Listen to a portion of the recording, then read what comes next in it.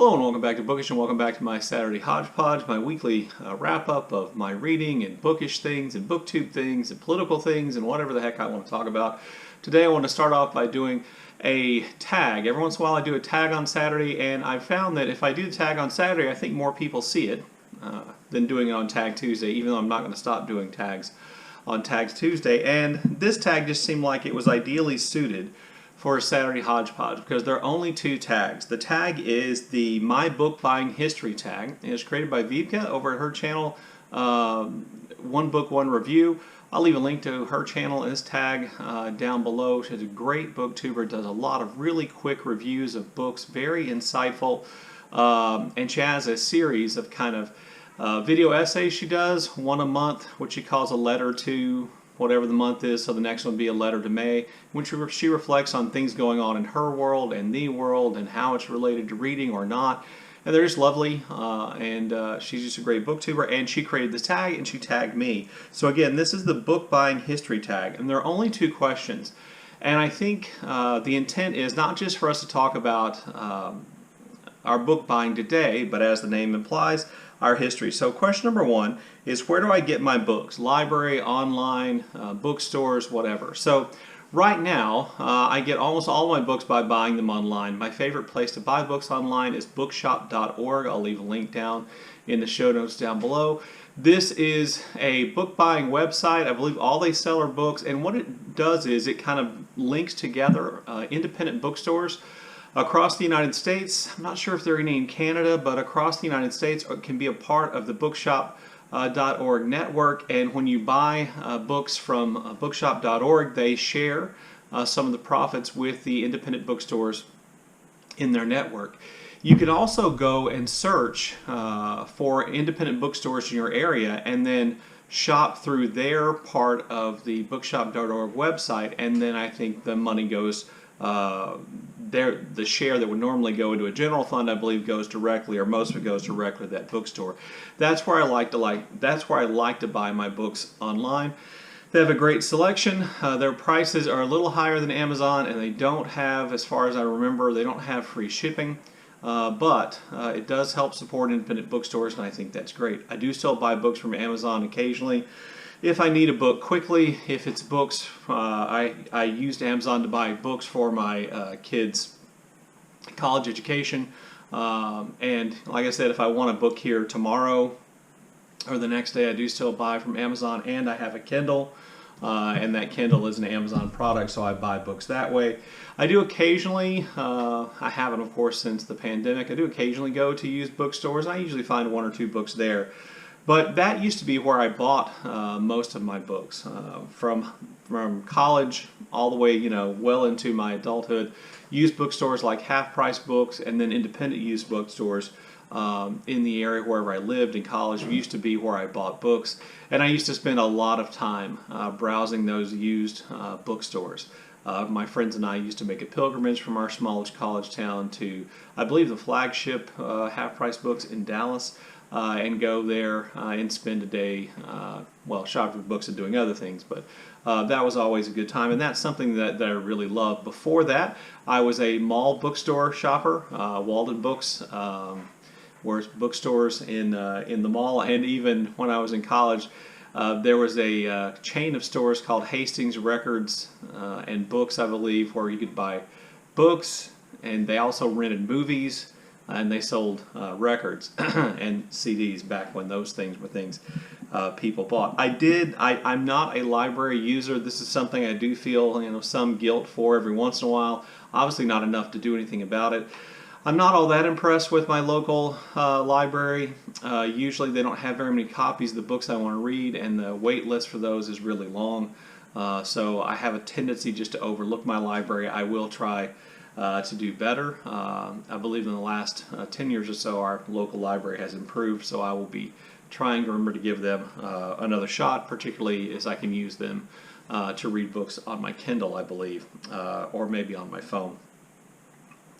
So that's kind of where I buy books, when I buy books, where I buy books, and kind of where I used to buy books is kind of my history of buying books. Question number two is, how do I choose the books that I get? So right now it's BookTube. I would say that probably 92% of the books that I search out and read are books that I've seen on BookTube by other booktubers, and some of my favorite booktubers recommend books, or they review books all the time, and that's where I get my ideas for books. Before I was on BookTube, I read the New York Times Book Review for book suggestions.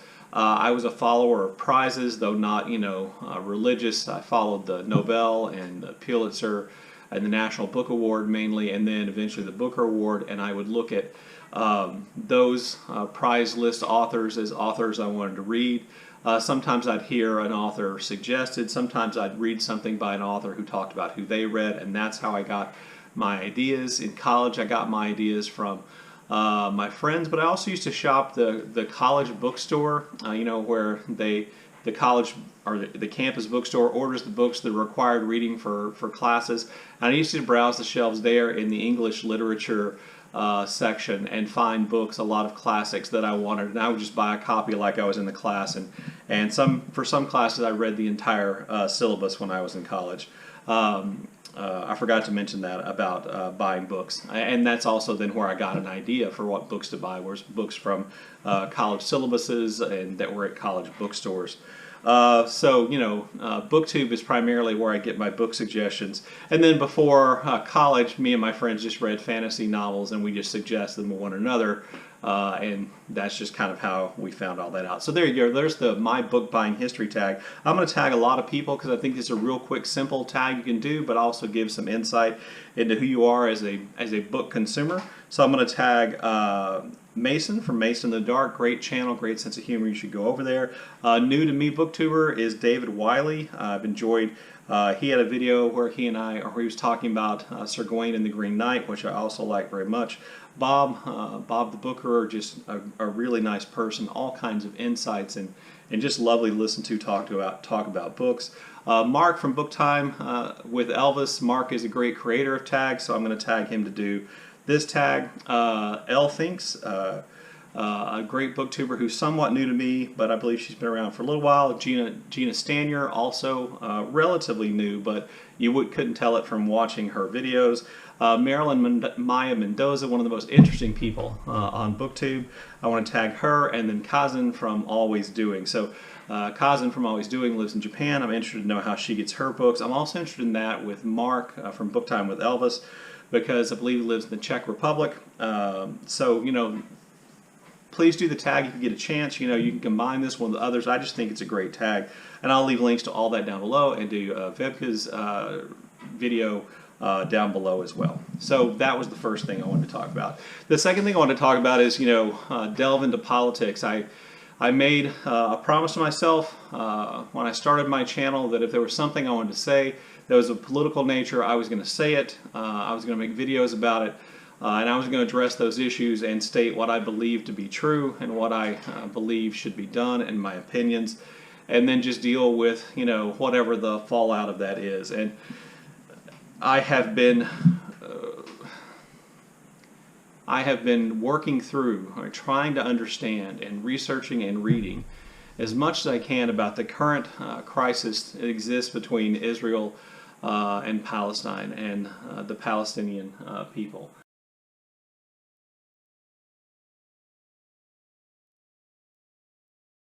The first thing I want to say is that I am an outsider looking in. I don't know from inside either side. The second thing I want to say is I think that both sides have people and leaders who are wrong and who are taking wrong action. It is wrong for Hamas to launch rockets and missiles into Tel Aviv and into other locations in Israel with the intent of hurting people, even if Israel has a sophisticated system which can shoot many of them down. That is wrong. That is an act of terrorism. It's equally wrong for the Israeli Defense Force to target buildings in Gaza where they believe Hamas rockets and Hamas organizations, where they believe, which they would label, and the United States government label as terrorists, have stockpiles and stores and headquarters, when they know they're also civilians. And in the case of one building, Western media located, it's wrong for them to target those buildings and destroy them as well. I do not know what the current death toll is but it is very one-sided. And that one-sidedness reflects the power disparity that exists between Israel and the people living in the Palestinian Authority areas. I realize this is an incredibly complicated political issue, that Hamas is the most powerful political group within the Gaza section. I believe it's pronounced Fatah is the most powerful political group within the Palestinian section.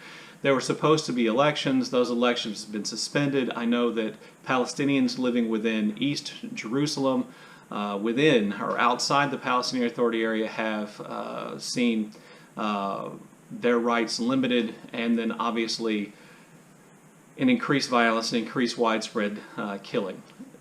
So this is incredibly complicated, and I wish I had the way to work all this out, but I do know the solution is the two-state solution. In my mind, that is the solution. I can't see any other way forward other than for there to be an Israeli state and for there to be an independent, functioning Palestinian state that is not controlled by Israel, that is allowed to hold its own elections and to make its own decisions and to act and operate as its own nation. That is an incredibly difficult thing to see how it's going to work out. But what we're doing right now, or what people are doing right now, Israel, Hamas, whatever, is not getting anywhere closer to that. Every rocket fired by Hamas makes it harder. Every airstrike conducted by the Israeli government that kills Palestinian civilians, innocent men, women, children, makes Hamas's hold on Gaza even stronger. And it gets us further away from that two-state solution. Everything the Israeli government does to promote Israeli settlements inside areas that are supposed to be Palestinian areas, or areas that are supposed to belong to other nations, makes this more difficult. It is an incredibly difficult situation, and it's made worse by the fact that the United States war on terror and its abuses with the war in Iraq and its abuses in terms of drone killings and things like that, conducted by President Bush and President Obama, and the United States needs to back off from its we can do whatever we want to kill terrorists point of view, because that then obviously emboldens nations to do the same, to follow the same. I know many people will say that Hamas is a terrorist organization, maybe, and they will say that Israel has the right to defend itself.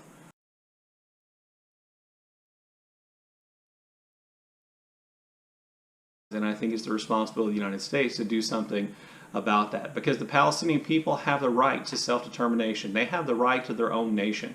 The land where they're living and the land that they occupy is land that has traditionally belonged to them, just as the land that the Israeli people occupy they also have a traditional claim to that land. A two-state solution to me is the only way forward, and it saddens me to see that that seems to be getting further away, and that people are paying for that with their lives. Anyway, please feel free to educate me about this situation in the comment section below. Just do so in good faith, because, you know, I want to learn. I want to know the inside, the outside. I want more information about this. I want my opinion to be more informed so that I can use my political power, such as it is, to bring about the solution or the direction that I think we should go. So moving away from politics then, really quickly, I want to talk about the books I've been reading. This is buddy read month for me, so I'm doing 3 buddy reads. I am buddy reading Oscar and Lucinda by Peter Carey with Kim from Middle of the Book March. This is going pretty well. I have to say that when I'm reading the book, I enjoy it. I don't think this is gonna be a book, sorry Jason, that I end up loving. Maybe the last, I don't know, 160 pages or so will change my mind, but it has been a great experience reading it with Kim. You know, we have weekly check-ins, but she and I have been exchanging a few Voxer messages in between. I'm also reading George Saunders' book, A Swim in a Pond in the Rain. This is his book, which essentially attempts to capture how he conducts his creative writing course at Syracuse. The book contains the text of, I believe, 7 Russian short stories, so they're actual text of the short stories there. You read that, then you read Saunders' breakdown of the story and how he would break it down in class to show how the story was created, what about this story works. This is all done, I think, helpful as a reader to see how stories can be broken down and how they work, but also then if you intend to write. And then there's a short section where Saunders talks about how that story relates to his own writing style and how he goes about writing himself. This is a buddy read with Patrice Jones, and that has just been great. I film these on Fridays, so Patrice and I have a check-in today. We've been checking in twice a week, taking one story and the material that goes with it at a time. And that's been really fun. And then I'm buddy reading the USA trilogy by Jon Dos Passos with Jack the Rambling Raconteur. We are more than halfway through with the first book in that trilogy, the 42nd Parallel, and this has been a fun reading experience. It's a reread for me. I think it's a reread. Pretty sure it's a reread for Jack. And there's always kind of a comfort in that, and the joy kind of rediscovering, things about the book, and the ability to maybe look beyond just plot things and other things that are in the book that are great or inventive and enjoyable, and I have been enjoying that a great deal. I did finish one book this week, and that was Requiem for a Nun by Faulkner. This is the last book of Faulkner's that is set in Yoknapatawpha County, Mississippi, his fictional county in Mississippi. The last one of those books that I have not read, or I had not read. I've read it. Now on to the Faulkner that's not set in Yoknapatawpha. I have to say that this is, in my personal opinion, a bad book. I don't think that there's very much about this book that is redeeming. Faulkner attempts to, I think, kind of give an overview of the history of Yoknapatawpha County and the South and all those kinds of things. And this is combined with the play involving a character from Faulkner's most scandalous book, Sanctuary, which is our Faulkner and August read for this August. And the book's just doesn't work. The history sections remind me of the beginning of the Scarlet Letter, where there's that long 30-page description of the customs house, I believe. And I think Faulkner was influenced by that here, and it's just much of that writing is tedious. The play parts go quickly, but even the play is somewhat questionable. So I would have to rank this at this moment my least enjoyable Faulkner. Now, having said that, I did attempt to read Faulkner's novel A Fable a while back, and that was really awful. And I will have to go back and try to reread that. But that has not been entirely successful. Anyway, there you go. There's my Saturday Hodgepodge for this week. I look forward to your comments in the comment section below. And as always, thank you for watching.